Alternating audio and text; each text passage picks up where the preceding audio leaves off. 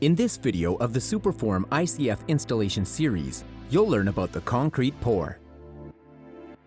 We begin with the pre-pour inspection. Pre-pour inspections ensure you're 100% ready for concrete. If you're in doubt, add additional support. You'll never know if you overbrace, but you will find out if you underbrace. Spray foam can be used to fill any gaps bigger than 1/4 inch.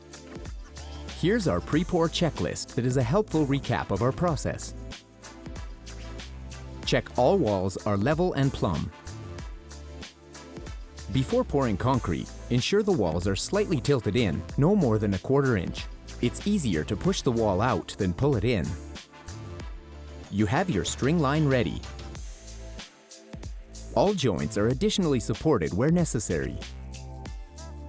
Anchor bolts are ready if needed. Short wall sections are strapped. Beam pockets are in place.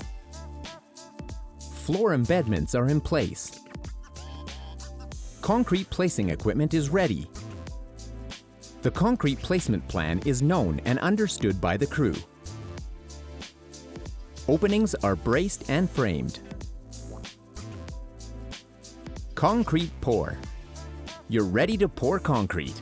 The concrete pour can be an intense time, but if you and your crew are prepared, it will go smoothly for you.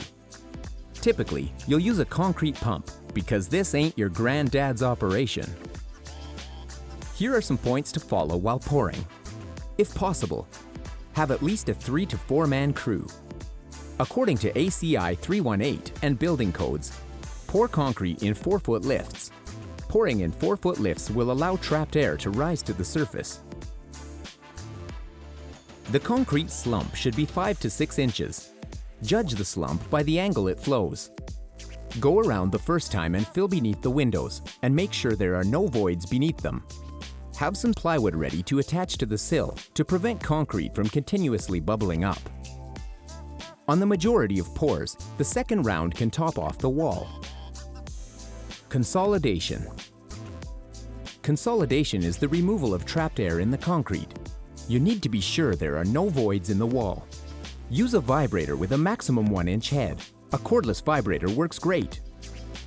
Use a hammer to tap window bucks, along with a vibrator to consolidate concrete below the window.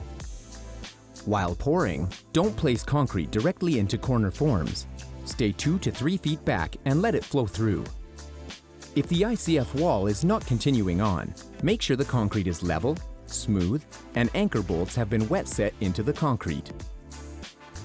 A laser level will get near perfect elevation, making the subtrades coming behind you happy you did the ICF walls right.